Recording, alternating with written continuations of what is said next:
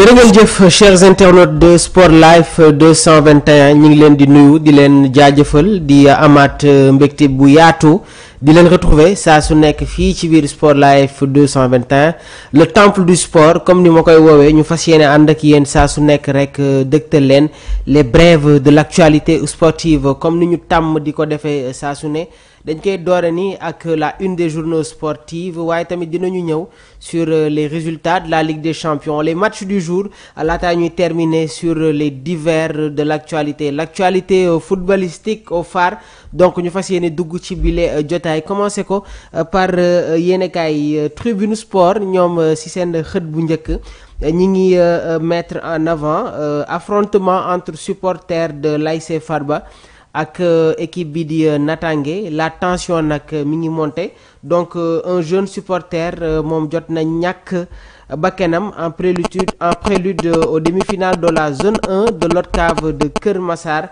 à Yeumbeul Sud gis nañu tamit ay affrontements yu amoon entre les supporters de l'ASC Farba ak Natangué gannaaw bu ay jàmmarloo éclaté dans l'après-midi d'hier nécessitant l'intervention des forces de l'ordre donc takk der yi ñoom ñoo obligé ñëw pour rétablir la sérénité au sein de cette localité toujours ak journal Tribune Sport l'AC Milan ñoom libéré nañu l'international Fodé Ballo-Touré donc résiliation de son contrat Fodé Ballo-Touré nekkoon ancien joueur de l'AS Monaco waaye tamit nekkoon i tamit joueur bi nga xamante ne évolué na dans le championnat anglais Fulham gannaaw ba mu delluwaatee nag fële ca Milan AC dañ ko libéré à cause de ses performances yi nga xamante ne mi ngi à la baisse le FC Barcelone renverse Benfica au bout du temps additionnel ce sera vraiment le débrief dinañ am le débrief sur les divers de l'actualité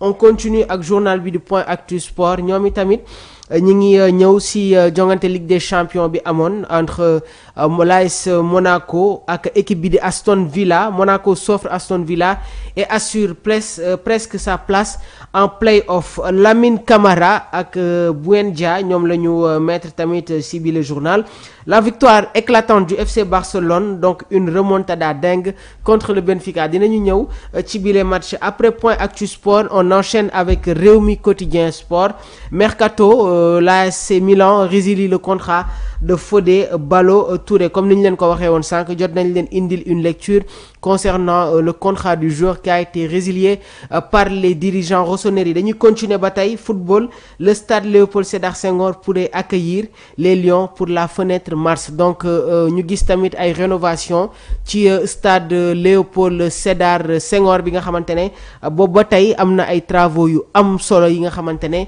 ñi ngi ko fay amal donc la pelouse gis nañu tamit liggéey bu am solo bi nga xamante ne les chargés de ces travaux amal nañ ko pour pouvoir accueillir les matchs de l'équipe nationale du Sénégal et loolu mun na doon pour la fenêtre mars donc mu jëm tamit sur les éliminatoires de la CAN ak tamit la coupe du monde suñu jugee ci journal bi di Rewmi Quotidien Sport ñu dem ci journal bi di record kan la ñu mettre en avant Iliman Ndiaye qui performe jamono ji fële nga xamante ne moom mooy Everton donc gis nañu match boo xamante ne tamit joué na ko face à Tottenham de Pape Matar Sarr sur une chevauchée gis nañu bii bi nga xamante ne moom la dugal ci bile rencontre après Dich Moïse Epaté Iliman nous réserve beaucoup plus donc mu nekk tamit une très belle prestation bi nga xamante ne ñu ngi koy saluer au niveau du championnat anglais suñu jugee ci journal bi di record ñu dem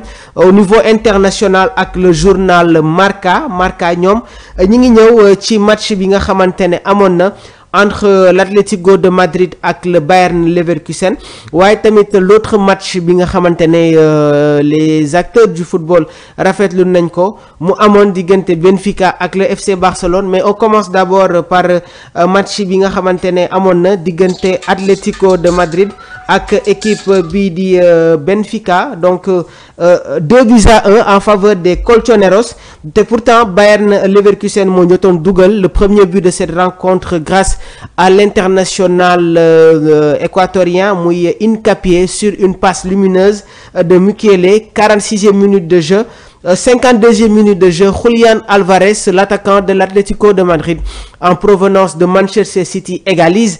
90e minute de jeu, le doublé pour Julián Álvarez. waaye tamit am na ay faits de jeu yi nga xamante ne am na ci bile rencontre. Pablo Barrios am na carton rouge à la 25e minute de jeu. Donc depuis la 25e minute de jeu, Atlético ñi ngi doon évoluer à 10 sur cette rencontre, et pourtant les Colchoneros jot nañu encaisser un but avant de revenir à égalité. 76e minute de jeu, le buteur malheureux côté Leverkusen, Hincapié moom itamit jot na am un cumul de carton jaune, moo waral tamit mu am un carton rouge sur cette rencontre. 2-1 en faveur de l'Atlético de Madrid. On continue avec l'autre match bi nga xamante ne amoon na dans cette 7e journée de Ligue des Champions. Le FC Barcelone doon jongante ak équipe bii di Benfica, entraîné par Bruno Lage. La composition côté catalan: Chesney qui devient le numéro 1 titulaire des Catalans, Ronald Araujo, Pau Cubarsí dans la charnière centrale,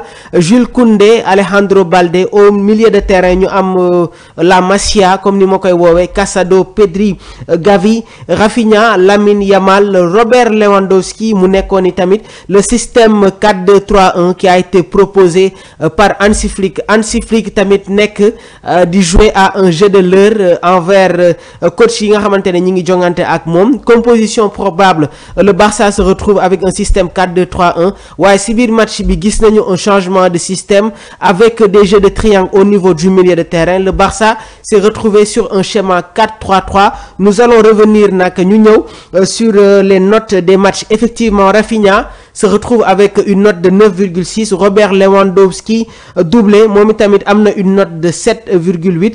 Effectivement, Pedri, Lamine Yamal ñoom itamit jot nañu def une très belle prestation, waaye tamit mënuñu ñàkk bañ a wax sur la prestation de Pedri, passeur décisif. waaye tamit gis nañu impact physique bi nga xamante ne mi ngi ko doon indi au niveau du milieu de terrain. Donc gis nañu la presse espagnole ñoom itamit ñi ngi rafetlu la prestation du jeune milieu de terrain du FC Barcelone, effectivement, qui fait penser à Xavi qui est de retour. Donc mu nekk i tamit un titrage bi nga xamante ne ñu ngi koy gis sur la une des journaux sportifs en Espagne. Donc mu nekk i tamit un match fou sur cette rencontre. Le FC Barcelone qui réussit une remontada. 2e minute de jeu, l'attaquant grec Pavlidis moom moo jotoon dugal le premier but de cette rencontre à la 2e minute de jeu. Robert Lewandowski qui égalise sur penalty à la 13e minute de jeu. Pavlidis qui s'offre un autre doublé à la 22e minute de jeu et à la 30e minute de jeu. 64e minute, le Barça réduit l'écart par Rafinha. 68e minute de jeu, un CSC côté catalan, Ronald Araujo moom moo dugal tamit ci kawam. Donc ñu gis ne que le FC Barcelone est mené sur 2 buts d'écart. 78e minute de jeu, qu'est-ce qui va se passer? Encore un autre penalty grâce à Lamine Yamal, transformé par Robert Lewandowski. Le coaching de Hansi Flick qui fait rentrer Eric Garcia sur une passe lumineuse de Pedri. Garcia met sa tête. Le FC Barcelone qui revient à égalité. 96e minute de jeu, sur une occasion ñu bëri sax ñi ngi doon wax est-ce que amul penalty en faveur du Benfica, waaye tamit est-ce que Benfica penalty bi nga xamante ne accordel nañ leen ko si bile rencontre ñuy wax ne que Chesney moom moo def bile faute, mais suñu xoolaatee les vidéos mën nañu remettre en cause ce penalty qui a été accordé à l'équipe portugaise. Contre ci beneen côté bi, Rafinha sur une offensive éliminé na son adversaire direct. Frappe croisée de l'autre côté, le FC Barcelone s'impose sur cette rencontre spectaculaire sur le score de 5-4. Donc mu nekk itamit une performance boo xamante ne ñu ngi koy saluer en Espagne. Donc mu nekk itamit information bi nga xamante ne ñi ngi leen koy toppal yéen les internautes de Sport Life 221. On va terminer avec les résultats yi nga xamante ne amoon na démb. Atalanta Bergame doon jongante ak Sturm Graz. Atalanta gagné sur le score de 5-0. 1-0. Monaco qui s'impose face à Aston Villa 1-0. Atlético de Madrid 2-1 face au Bayern Leverkusen. La victoire du FC Barcelone. Dortmund qui est en train d'enchaîner les revers. Bologne moo ko gagné 2-1. La Juventus qui concède le match nul face au Club Brugge. Crvena Zvezda étoile rouge bu Chérif Ndiaye ñoom itamit jot nañu perte bi les rencontres face au PSV Eindhoven.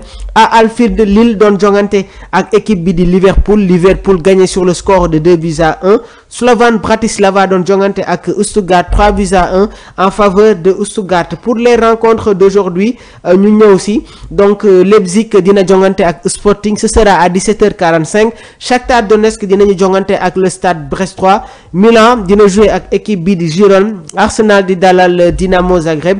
Celtic jouera face aux Young Boys. Feyenoord Rotterdam dina dalal le Bayern Munich de Vincent Kompany. Et dans le choc de cette journée, Paris Saint-Germain di dalal les Citizens de Pep Guardiola au Parc des Princes, ce sera à 20h. Les Merengues joueront face au Salzbourg. Et pour terminer, Spartak Prague dina jouer ak équipe bi di Inter. Ñu dem sur les divers de l'actualité ak journal bi di Wiw Sport. Pour terminer, Nampalys Mendy et Fodé Ballo-Touré dans le dur. Nampalys Mendy bi nga xamante ne mi ngi nekkoon fële ci Lens waaye tamit amatu fa woon un temps de jeu moo waral nag tey ji ñi ngi xool exactement ci ban club moom la war a def. Nampalys Mendy qui a été un élément très important durant le règne de Aliou Cissé, gannaaw tamit bi mu bokkee sur les joueurs qui ont remporté la Coupe d'Afrique face à l'Égypte. Tey jii nag il a du mal à s'imposer dans un club. Donc mu nekk tamit information yi nga xamante ne ñi ngi leen koy toppal saa su nekk yéen suñu mbokku internautes yi waaye tamit dinañ leen toppal lépp luy jëm sur les transferts durant ce mercato. Est-ce que Saliba dina rejoindre le Real de Madrid? lu ñu leen mën a wax jamono ji les discussions entamé nañ ko. Alexander Arnold moom déjà jot na mettre un pas en avant pour rejoindre la Casablanca. Alphonso Davies moom itamit ñu bëri ñi ngi wax ne que il va rejoindre l'équipe merengue waaye tamit comme ni ngeen ko xamee Carlo Ancelotti a décidé de se retirer à la fin de la saison. Jamono ji nag Xavi Alonso moom la ñu wax ne que il peut être son probable successeur. Xavi Alonso passé par Liverpool, passé par le Real de Madrid, joué na tamit au sein du Bayern Munich. Tey jii moom mooy entraîner le Bayern Leverkusen, peut être un successeur majeur pour remplacer Carlo Ancelotti qui a décidé de tirer sa révérence. Bu nekkoon ni tamit voilà tey seen numéro Actu Sport ci biir Sport Live 221 ñu ngi leen di wax ngeen woy di abonné di topp tamit lépp li nga xamante ne ñu ngi leen koy proposer ci suñu plateforme digitale. Di jaajëfal toute l'équipe de DKR, Omar Silla mi nekkoon dans la technique et la réalisation, Bass ak Abdourahmane chargé de la coordination de cette émission. D'ici là, restez connectés, l'information continue. Jërë ngeen jëf.